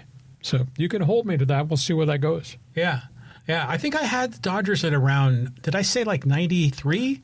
I got to go back and check the notes. You were more optimistic than I was. I thought you said 98. Maybe 98. Yeah, it was definitely less than 100. I just figure they're going to have a comfortable lead. At some point they're just kind of hit cruise control and have a little 500 stretch during the dog days in August, and they'll be fine. All I know is every baseball person out of town that I network with, and I exchange emails with the whole world, and they say, can't wait to watch the next Dodger game. When does Ohtani pitch? That's the focal point. Oh, of course. Yeah. I mean, that's what everyone wants to see. Yeah. I mean, the guy, literally, he's going to be in history books. I don't know, not quite to Jackie Robinson level, but he's going to be in history books, in terms of a cross-cultural global sensation. Talent level and influence on the game abroad. Yes, all of that. So what a guy. I mean, and for sports people, he's remarkable. But yeah, to the general public, I mean, he is a unicorn. Exactly. Okay, move on. Thank you. Okay, let's go here to Please Be Interesting. Have the Padres introduced the home City Connect jerseys? I've seen white and blue pinstripe versions online. No, they did today. If you go back online now, of course, we had the pictures early. Here they are. If you go back online now, that is, for those of us who are partly colorblind, that is a deep blue jersey. So that salutes the blue and orange and white era we had, the World Series team with Kevin Brown and all those guys, Caminetti. Then the piping on the shoulders is that yellow with an orange border. That salutes Padre baseball going back to the Garvey era. Those are the taco uniforms. The taco uniforms were the first ones. I thought those are the ones in the early 80s, with the yellow, the orange, and the brown. Okay, but I'm talking about this piping is the ones from the Steve Garvey era when they went to the World Series against the Detroit Tigers. Yeah. So I think it's a cool look. It's a different look.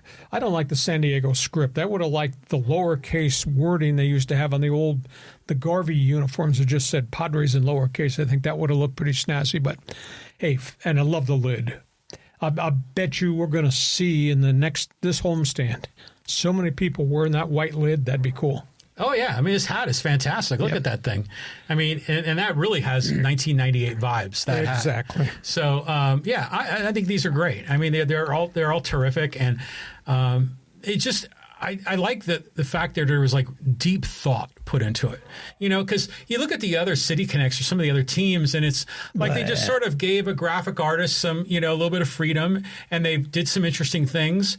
But the Padres really, they really kind of made this a cultural exercise. Yeah. You know, so I think there's a story to be told. Well, the bi-border cultural experience. Well, that was the thing is like when the last year's, when they first were introduced, I was like, WTF, what the heck is this?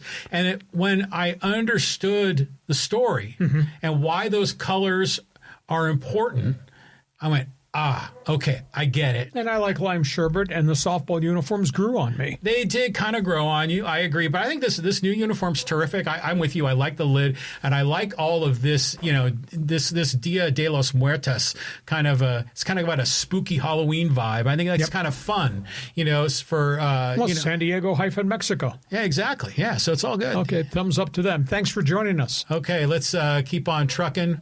Let's go down the list here to who's next on the board.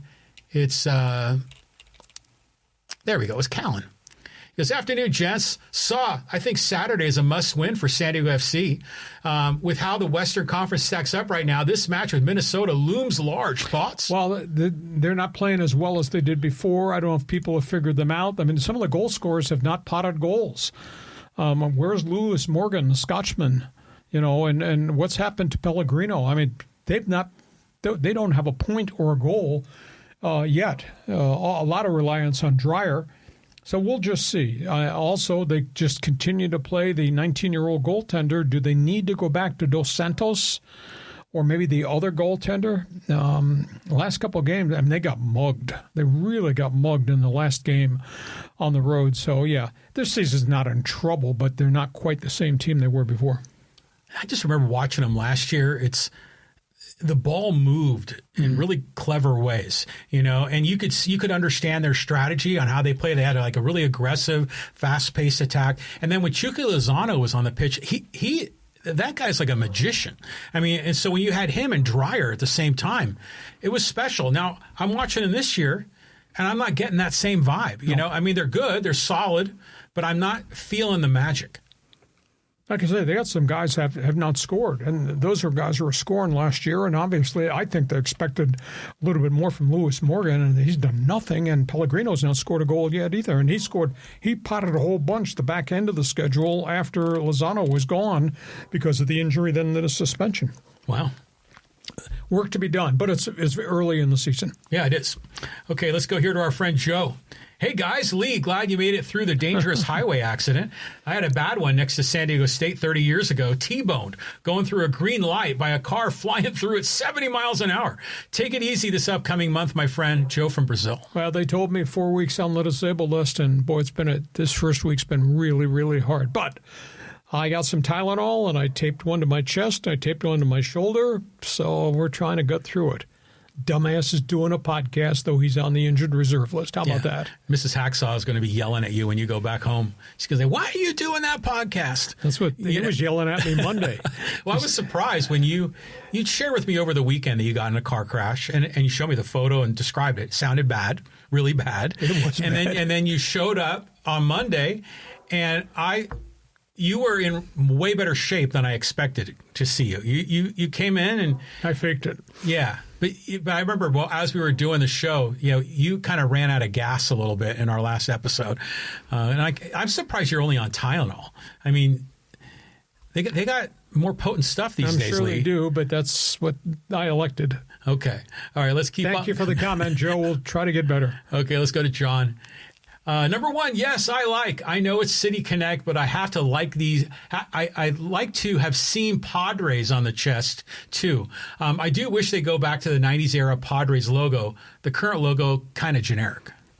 Everything's changed because this is all about selling the merch, as John would say, but it's cool. I love the hats. I think the hats are, you know, in the last 3 years since I went back brown and gold, the big thing was the gold hats. You watch Padre telecast, and there's a sea of gold hats everywhere. Cool. I bet those gold hats are going to be replaced by those white lids. Yeah, look at that white lid. The white lid is cool. With the orange and the blue. Yeah. I mean, like I was saying earlier, it reminds me of the Oakland A's in the early 1980s when the manager and coaches would wear white hats and the players would all wear green and yellow hats. Mm-hmm. And it's just a classy look. So, yeah, I think this is going to be terrific. I mean, I'm really excited about these. I wish the guy wearing that jersey would hit more than 209, though.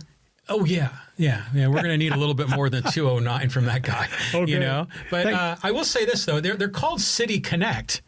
So you want to have the city name. Yeah. Because it's a City Connect, right? To me, that makes sense. But if you look closely, it's the same font as last year. Yes.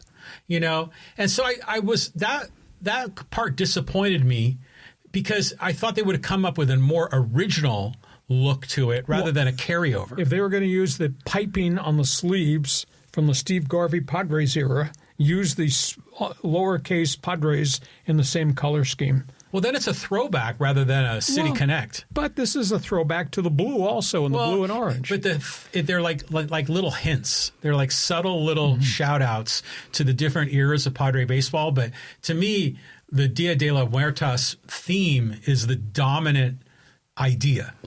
I can imagine you in a City Connect rainbow jersey wearing those colors.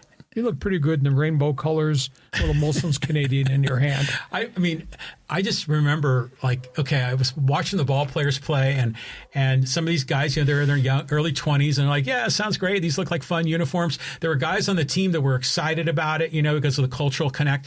But then I would see a press conference with Mike Schilt wearing that green and pink uniform. I'm like, did not match. No, it's like a grown man, wearing that. Mr. Softball. Yeah, but it's just it's not that it's Mr. Softball, but it was also not, at least from my point of view, not masculine. Not the demographic. Yeah, but maybe there's more to the cultural connect of those colors from last year's uniform that I need to understand better.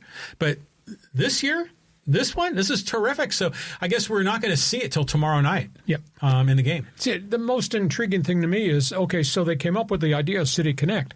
I've seen the City Connects in some of the other teams. I like the Giants City Connect that had the Bay Bridge on the shoulder. It was white and orange.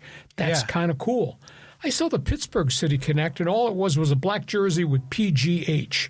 Where's the creativeness in that? Especially when you got a great city skyline you could use, or some of the other ones. I thought were really weird.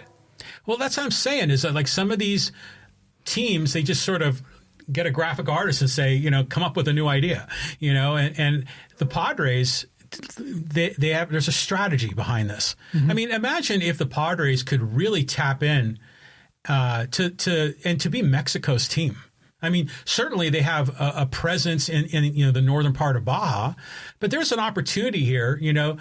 We already have America's teams in certain sports. Why can't the Padres be Major League Baseball's a Mexico team? I mean, after all, the Dodgers are like Team Japan pretty much. So if they do this right, I think this has a lot of upside for the Padres in terms of building the fan base and maybe creating new TV markets. Maybe. But I think you got to go to the World Series for that kind of stuff to happen, and that has not happened recently. No, well, once they get there, they'll be in good shape. Okay, thank you. Okay, thank you very much. All right, let's keep on going back to the comments. And, okay, let's go to Phil. Hey, greetings, gentlemen. I say it loosely. Does the ABS determine strikes in 3D? I ask this because the ball coming in the backside of the base, also the City Connect uniforms are better looking. That's another $125 investment for a new jersey. That's what it's all about, is selling the merch. How can I say this? I'm a big believer. You got the technology, use it, get the calls right. God, this has become a distraction. I get so overwhelmed now. Everybody is waiting for, is that an ABS pitch? I'm waiting. I'm going to do this. Too much. Now, 2 weeks into the season, I think I just read the story, only 53% of the calls on challenges have been overturned. Okay, so the umpires are doing, I think, a really good job. But the umpires, I think, are really getting gun-shy. And social media is so grossly unfair to these umpires. But it's only 53% overturn on the challenge. That's a pretty good number, isn't it? Yeah, I mean, it's like a coin toss, but it's just funny because I know the point of view of a pitcher, a catcher, and a hitter. I mean, physical point of view is different, but they all have three different mentalities and sort of three different motivations. The three different views of it. Yeah, and so it's just kind of the dynamic of who calls the ABS. But I think to answer Philip's question, I had assumed that it was a three-dimensional zone that was exactly a home plate, okay, that went vertical. Okay. And so it was not a cylinder, but you can think like a trapezoid in 3 dimensions. And if the ball would nick it, it would be a strike. That's what I thought it was going to be.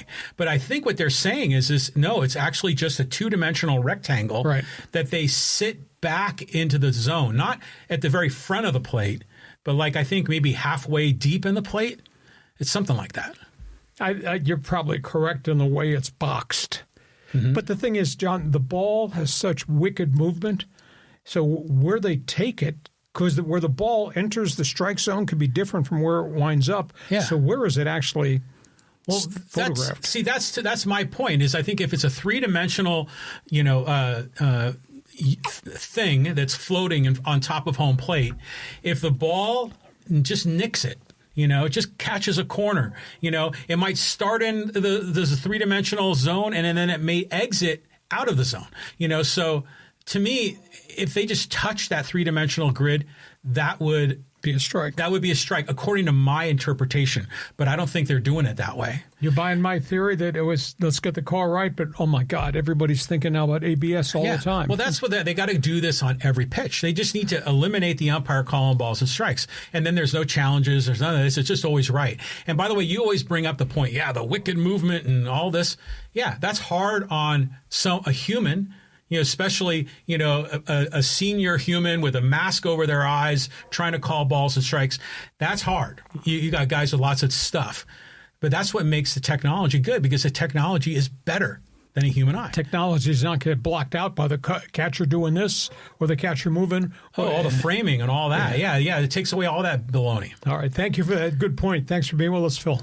Okay, let's go here to Sports Fan. Hey, Lee Hacksaw Hamilton, why have not have an earpiece using ABS, having the catches, pitcher and coach, and the umpire instead of using hand tapping on the head? I don't know. That's good. There's an awful lot of noise that would go in there, so I don't know how you could execute that. The system they have, they're in and out of that within 8 seconds. They do it pretty quickly. But, I think what we have to refine is when in the game you're going to use it. The Padres burned some ABS challenges early in a game. Why would you do it with 2 outs and nobody on in the second inning of a game? Well, but see, this is the dynamic that's interesting. Is I think catchers are back there and they're saying, I see the strike zone better than the umpire, and that was a strike, and I know it's a strike, and it becomes like an ego thing, and then you're trying to prove the umpire wrong, and then it turns out, the umpire was right. He lost the challenge. And then they start getting a little nervous, a little gun shy to do it again. So there's a lot of weird emotional dynamics in this. But they are able to review it so quickly. You think that there would be a way that they could have, the computer would notify him instantly, and the umpire would be able to basically hit a button, and it would be automatic a ball or a strike called. We could simplify this with technology. Okay. We'll see where it goes. We can. Okay. And let's keep on going. Let's go here to Peck. Lee and John, watch a basketball final Monday. At times, Connecticut looked out as they did belong there. Then they had moments of great basketball. Michigan really took it to them. They kept rallying. UConn just kept coming back, and they got nothing from their guards in the first half. My goodness, they couldn't get into their offense. But then Michigan had a stretch where they didn't get any guards. But then that guard, L.A. Cadeau, he just took over that game. Holy cow, finished with 19 points. He owned the last half of the second half of the game, and Michigan's really, really deep. And Tavis Reed, I thought, he really had his hands full with the bigs. I was surprised he did not get into deeper foul trouble along the way, but just Michigan's really great. I thought the tournament was spectacular, upsets and arguments included. Upsets and arguments. Now, let me ask you this. When you think of Michigan, you think football or basketball? Oh, I think Bo Schembechler, but that's because I worked back there at that point in time, Bo Woody and all that. Michigan football's been exceptional, but I think Michigan basketball, I think Dusty, I think Steve Fisher. The rest of it I don't pay any attention to. Yeah, I always think of the Fab Five for sure. And now transfer you. Yeah. But it's interesting how some schools you think of as football schools, others as basketball schools. But Michigan, you could say both. I mean, even in years when they don't win the national championship, they're usually very strong in this tournament every year. Yep. Well, now the whole era has changed. It's obvious that the big cigars in Ann Arbor have big pockets. Yeah. Yeah, well, they had big pockets when it was illegal to spend the money, too. Yeah, they were spending it then. Okay, thank you. All right, let's go here to Doug. Hey, when you talk about CTE, you should also talk about the steroids that the players took. Mike Webster has CTE, but also a heavy steroid user. Well, it's really interesting. And I've forgotten in all the conversation about Mike Webster, and obviously he was front and center in terms of CTE and the brain damage and all that. And he had such a long career in the way he played. But lost in the conversation, virtually every one of those offensive linemen in that group died, heart disease, mental illness, heart attacks, and it was all steroid driven. I mean, it's kind of eerie. As great as Chuck Noll was, those guys and that whole Pittsburgh front were all loaded. And virtually every one of them has since passed away at younger ages. And I knew one of the offensive linemen that played with Webster, Justin Strelzak. He was at the University of Maine. And I knew him and I interviewed him, and obviously he died of CTE, but he also he was a steroid guy, and just a whole bunch of them. Terry Long was a steroid guy. He was and I interviewed him. He was an offensive guard from East Carolina, went up, had a nice career. Steroid guy. And then had CTE and drank antifreeze and killed himself. But antifreeze? Yeah. This whole collection of guys, they're all part of that Chuck Noll into the Cower era. Mm-hmm. Now, this is before steroid testing was finally approved. They were all juiced. Yeah, what's interesting is you go back in time, these guys were on a lot of different drugs, not just performance-enhancing drugs, but weren't they on like those reds and greens and the bennies and the speed, and some of it was like, I don't know if it was uppers and downers. Uppers, downers, or I don't know if methamphetamine, I'm not even sure. But I know that they were taking a lot. Mm-hmm. And you'd almost have to, the way they played the NFL back then, I mean, the rules, it was brutal. I mean, it was like combat fighting. Well, everybody was doing it because everybody else was doing it. Lyle Alzado, I knew him in Cleveland. And I think back now to his rages in game. He was a steroid guy, and he dropped dead of a heart attack. That's a byproduct of steroid abuse too. Roid rage. And he was a really good player. He was a self-made guy from Yankton State in South Dakota. He was a Brooklyn kid who went to Yankton State and became an NFL star. But it was all driven by steroids. And again, this is that era. So he was Browns, Raiders, Broncos? Yes. Yeah. Yeah, he was a hell of a career. Yes. Did he make the NFL Hall of Fame? Or no? I just think of him more like a Raider Hall of Famer. Yeah, he died fairly young, maybe age 44. Yeah. Yeah. Yeah, sounds about right. It was that era before testing. Nobody knew, but everybody was doing it. And sports medicine has changed a lot of things to protect the players, but we can't get away from the toughness of the game, the violence of the game, the injury factor of the game. Okay, let's keep going. Mm-hmm. All right, let's go here to Johnny. He goes, Tatis is hitting 180 with an OPS of 550. No MVP talk this year. I think unbelievably undisciplined at the plate. And we spent all the spring training and all the things are going on there with the new hitting coach, Steve Souza. And I look at Fernando right now, and he's just totally undisciplined at the plate. Mechanics are just all out of sync. Last year he was popping up. This year he's driving the ball into the ground. That's because he's lunging, whatever.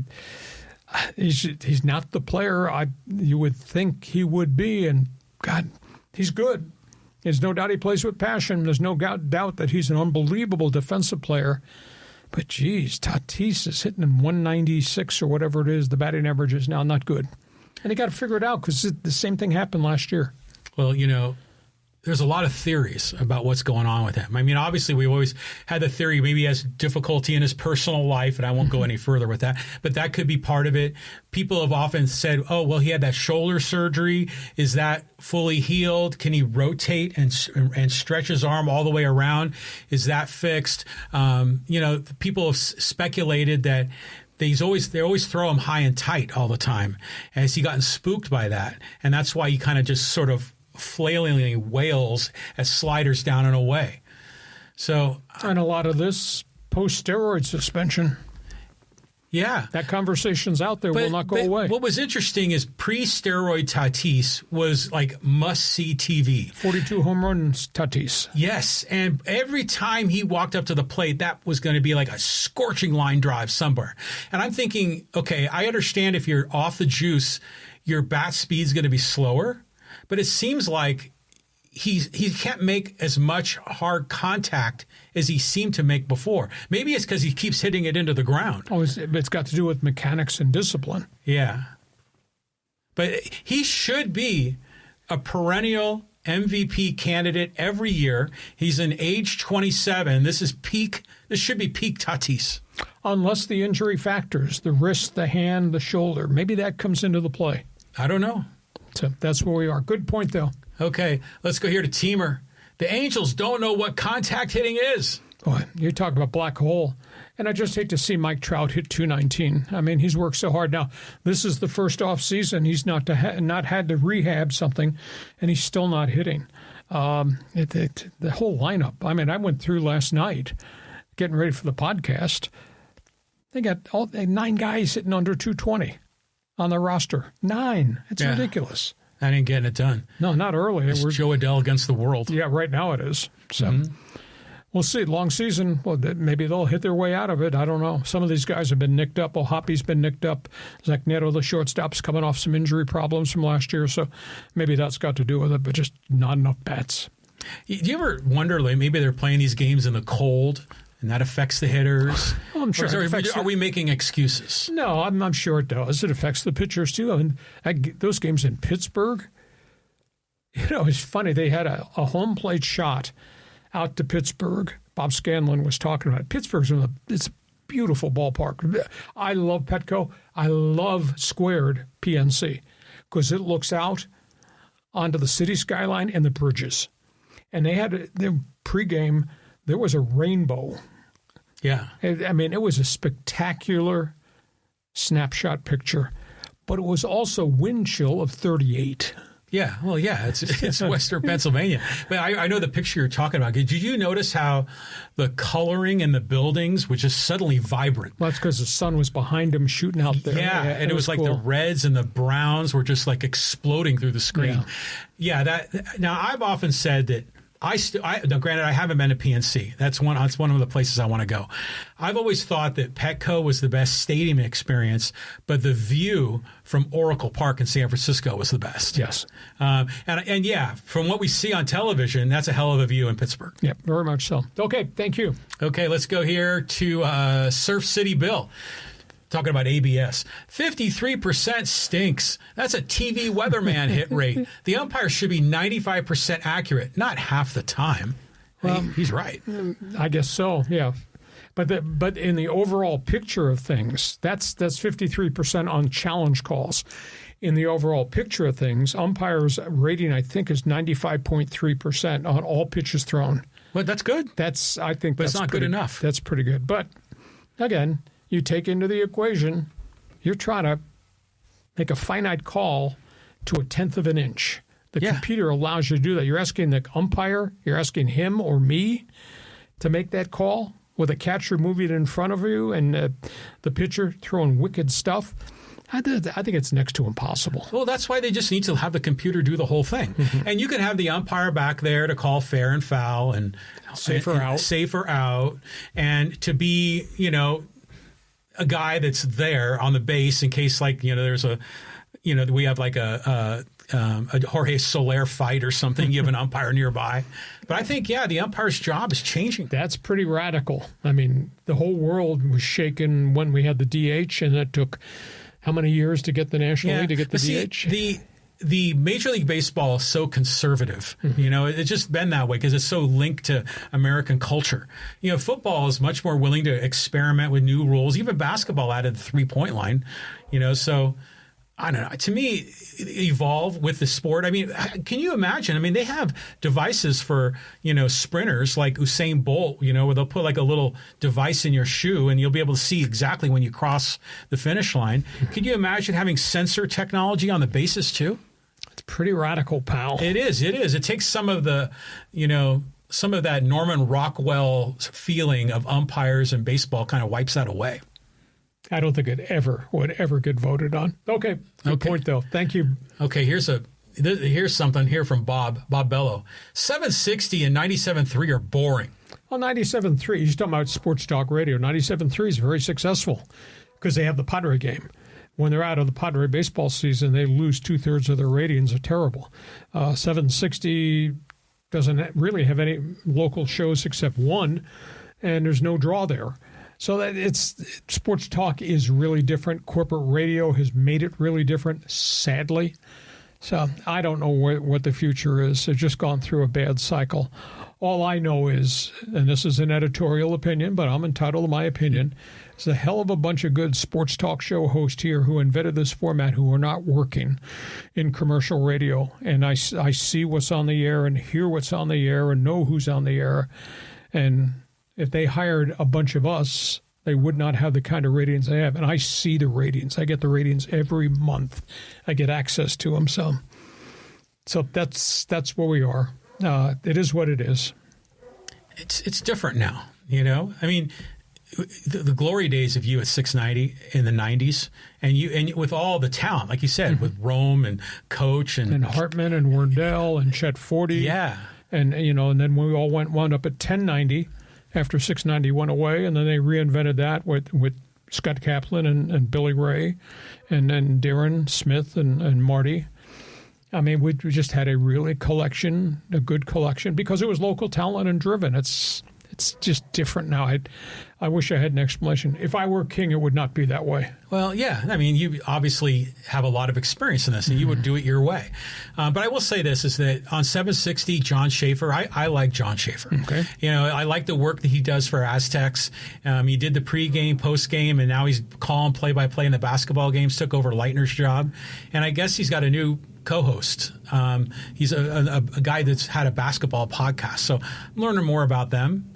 But, you know, I'm not going to slam what's on the radio right now. It's just, I just know it's just different. It's different. Because there's so many podcasts now. Yep. Especially San Diego podcasts. There's a lot of noise out there. Oh, yeah. There's some that too. of it's good. Some of it's not so good. Well, you're a guest on some of the podcasts that are pretty good.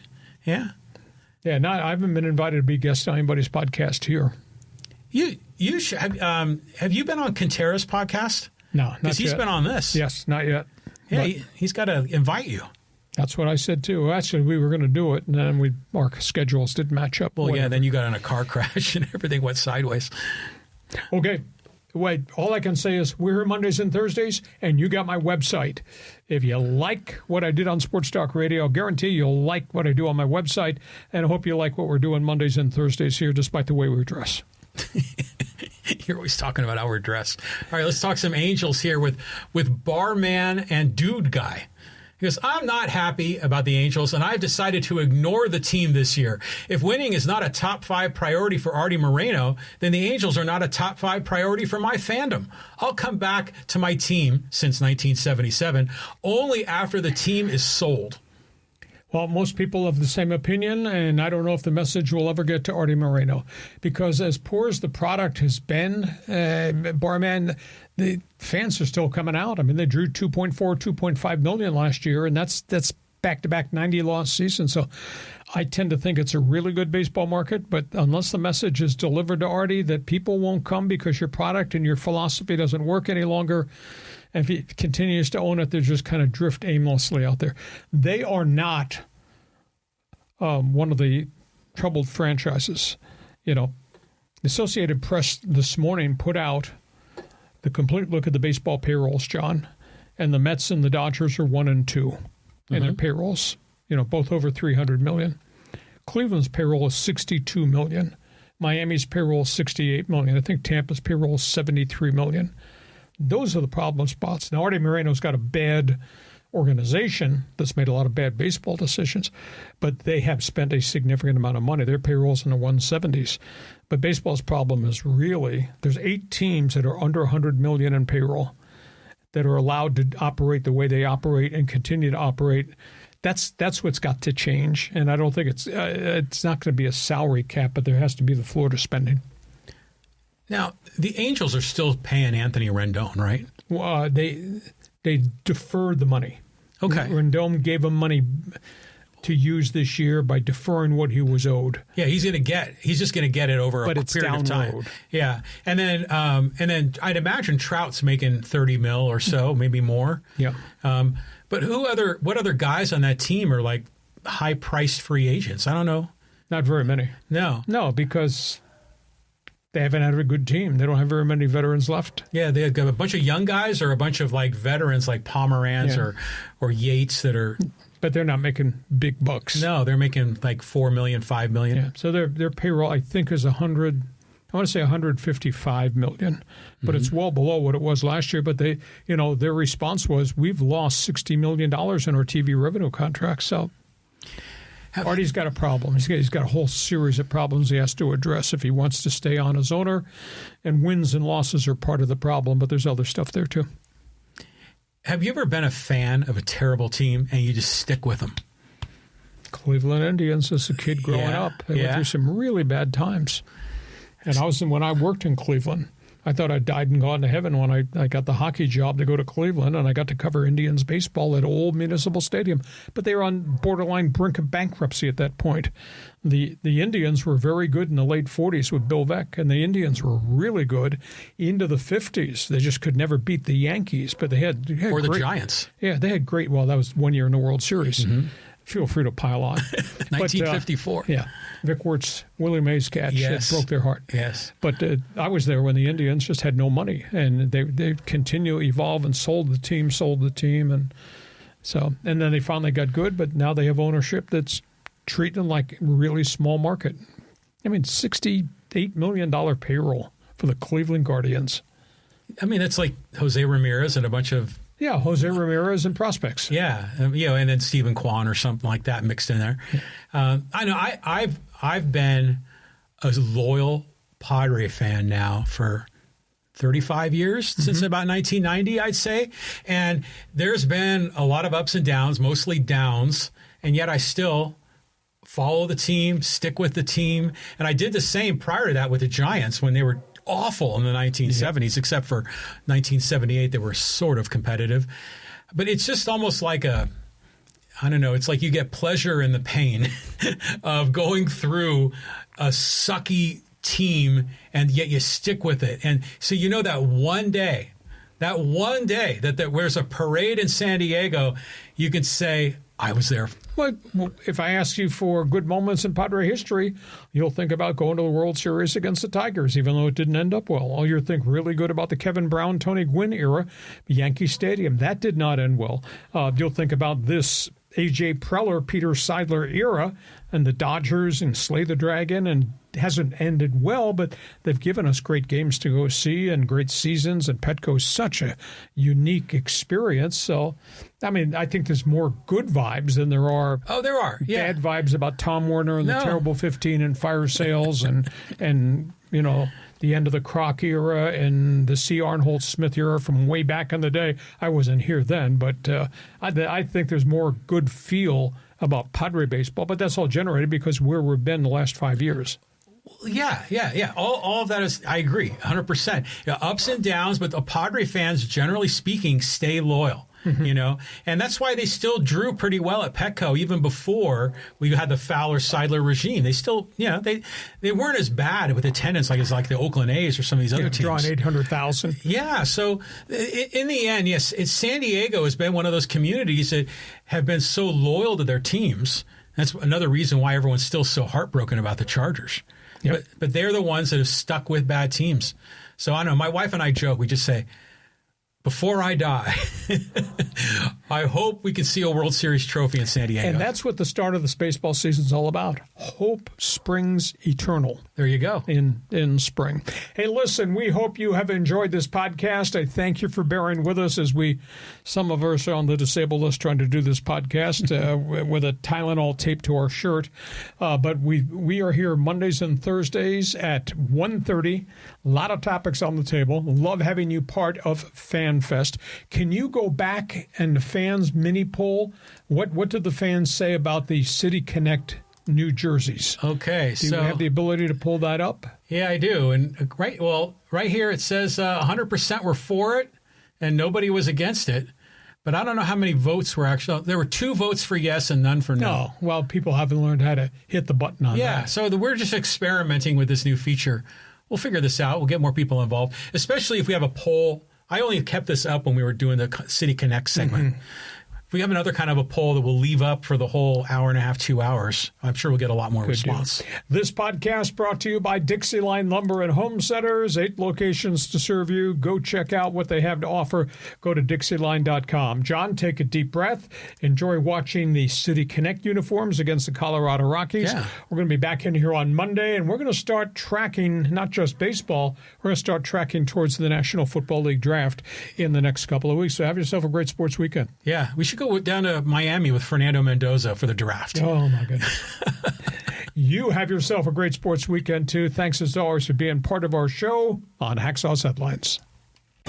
Join us again for Hacksaw's Headlines on YouTube, Facebook, and Twitter. And find the audio version on your favorite podcast apps. Touchdown, San Diego! For more content, go to LeeHacksawHamilton.com.